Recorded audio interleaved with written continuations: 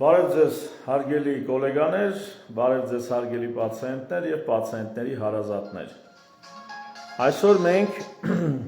կխոսանք սրատուտի մասին, դա կլոր որդերից երկրորդն էր, որ Հայաստանում տարածված, առաջինը արդեն խոսել ենք, դա ասկարիդներ, երկրորդը սրատուտն է, ասկարիդի տեսանյութը կարող եք նայել իմ նախորդ լայվում,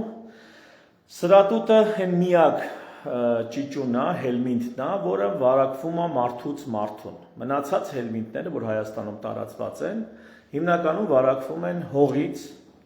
աղտոտվածությունից, միրգերից, բանջարեղենից, մի խոսքով, այսինքն աղտոտվածությունից, տարբեր մթերքներից, իսկ սրատուտը մարդուց մարդուն վարակվում են և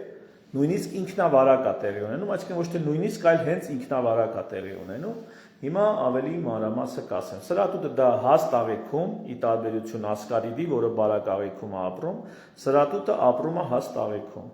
Եվ սրատուտի էգերը, դրանք պուճուր ճիճուներ են, բարակ պուճուր ճիճուներ են, հելմինտներ են, որոնք գալիս են, հետանցքի շրջանում ձվադրում են և ձվադրումից հետո սատկում են։ Այդ ձվադրելու ընթացքում գրգռելով հետանցքի մաշկը, շրջանը, առաջանում է քոր, քորի արդյունքում մարդիկ քորում են կամ քնած ժամանակ նույնիսկ առանց գիտակցելու քորում են, քորի հետևանքով ձվերը անցնում են եղունգի տակ, հատկապես եթե մարդը ունի երկար եղունգներ, հատկապես կանանց մոտ կամ երեխաների մոտ, երկար եղունգների հետևանքով հետագայում դա փոխանցվում է, չգիտեմ, դռների բռնակներին, սպասքին, նույնիսկ այլ մարդկանց կպնելուց կամ սեփական բերանը միած sense մաքրում ես եւ եղունգների տակից այդ ձվերը ինքնավարակի ձևով անցնում են նորից աղիներ, առաջացնելով քրոնիկ, այսպիսով քրոնիկ ճիճվագրություն։ Հիմնական կլինիկական նշանները արդեն ասեցինք, ամենաառաջին հերթին դա հետանցքի քորն է։ Հատկանշական է, որ այս ճիճունն է, որ երեխաների մոտ շատ է հանդիպում, որովհետև մանկապարտեզում կամ չգիտեմ ցածր դասարաններում, դպրոցում երեխեք իրար հետ շփվելով կարան այս ճիճուն իրար փոխանցեն։ Ուրեմն հիմնական կլինիկական դրսևորումը հետանցքի քորն է։ Ավելի փոքր տարիքի երեխաների մոտ, որոնք չեն կարողանում բացատրեն ներկայացնեն, մամաները կարան նկատեն անհանգիստ քուն, գիշերը չի կարողանում նորմալ քնի, շատ է լացում երեխան,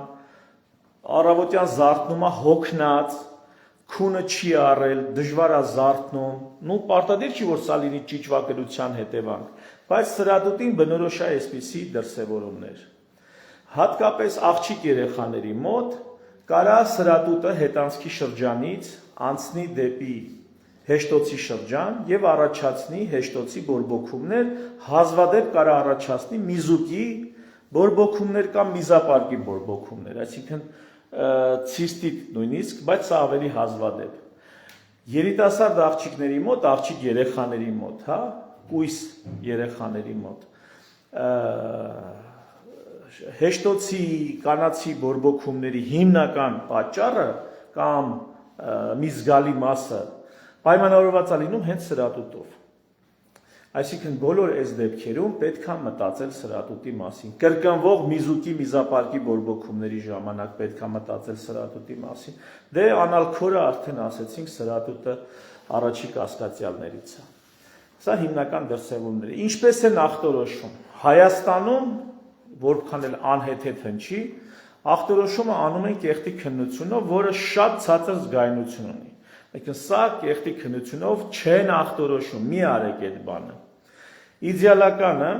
հետանցքի շրջանից առավոտ վաղ թափանցիկ լեյկոպլաստիրով հատուկ։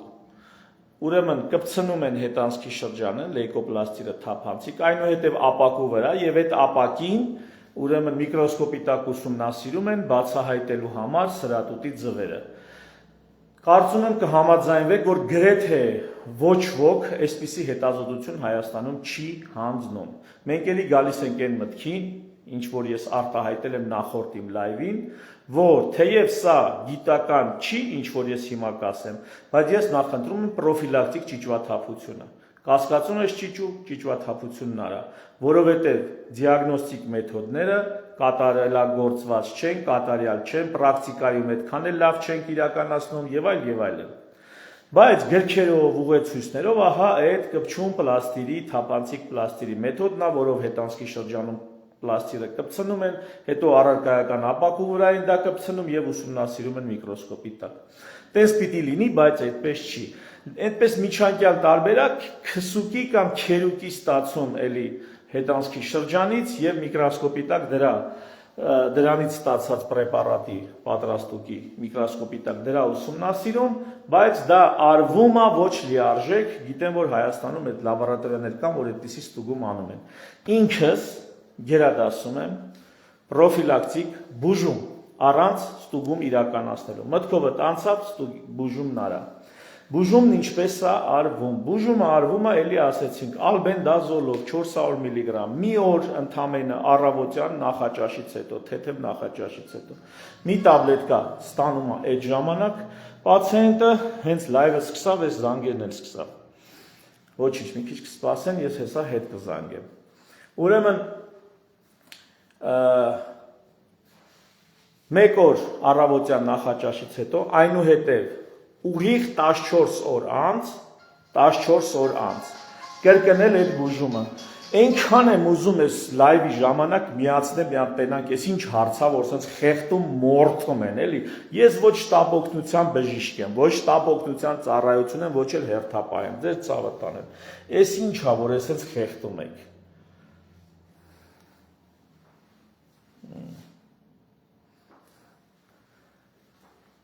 Ուրեմն մի օր ընդունելուց հետո ճիշտ 14 օր անց կրկնում են այս բուժումը։ Ճիշտ 14 օր անց եւս մի անգամ։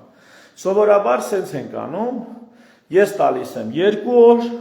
այնուհետև կրկնում եմ 12 օր անց, այսինքն դառնում է 14 օր անց եւս 2 օր։ Սովորաբար ես այդպես եմ անում, բայց սրա հետ միասին սովորաբար սա օգտվում է, սրանով ազատվում են այդ քորից, ազատվում են այդ սիմպտոմներից, բայց եթե կրկնություններ ա լինում, սիմպտոմները հետո էլի կրկնվում են հաճախակի, ուրեմն բուժումը ինչպես ենք իրականացնում։ Բուժմանը զուգահեռ, այսինքն առաջի օրը եւ 14-րդ օրը ալբենդազոլ կամ պիրանտել ըստ ինստրուկցիայի կամ ըստ ձեր բժշկի նշանակման եւ կրկնել նույնը 14 օր անց։ Եթե սա բավարար չի, ապա այդ 14 օրվա ընթացքում պացիենտին հորդորում ենք շորտիկով քնի, որպեսզի գիշերը ինքը իրեն չկարողանա քորել, որպեսզի ինքնավարակ տեղի չունենա։ Ամեն առավոտ ներքնաշորը փոխի, ամեն առավոտ սպիտակեղենը անկողինը փոխի։ Եվ ընդհանրապես խիստ հետևել հիգիենայի այն մինիմում կանոններին, որ անհրաժեշտ է։ Սրատուտը այն միակ հելմինտն է, այն միակ ճիճունը, որը կարելի է բուժել ընտանեկան։ Այսինքն, եթե մեկի մոտ ընտանիքում կա, հնարավոր է դա լինի մյուսի մոտ։ Եթե ընտանիքում կան պուճուր երեխաներ, մի երեխայի մոտ բուժումն անում եք, ճիշտ կլինի բուժումն անել նաև մյուս երեխաների մոտ։ Այսինքն, սա միակ դեպքն է, որ ասեցինք, քանի որ մարդուց մարդուն վարակը կարա փոխանցվի, մենք բուժումն իրականացնում ենք ամբողջ ընտանիքով։ Սա կարա իրականացվի ամբողջ ընտանիքով։ Այդպիսի բան չենք անում ասկարիդի համար, այդպիսի բան չենք անում երեզորդների համար։ Այդպիսի բան ձեռքի հետ էլ ասեմ, չենք անում հելիկոբակտերի համար։ Դա անում ենք այս դեպքում սրատուտի համար, երբ որ ողջ ընտանիքով կարող են այդ ճիճվաթափության սխեմայից օգտվել եւ բուժումը իրականացնել ամբողջ ընտանիքի համար։ Սա էլ այսպես Ուրիշ ինչ կա, ախտորոշումը չի արվում արյունով, ընդհանրապես ճիճվագրությունը արյունով չեն ստուգում։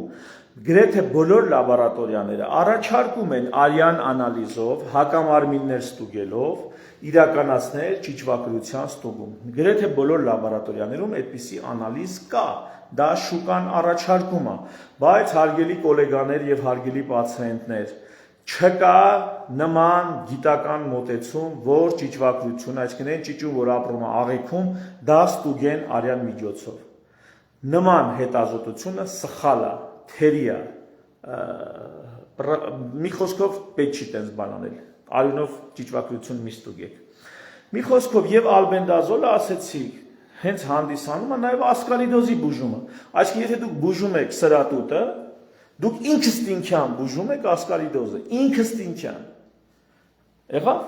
Այսինքն ստեղ բուժումը ընդհանուր է, անկախ նրանից դուք ալբենդազոլ կկիրառեք, թե պիրանտել կկիրառեք,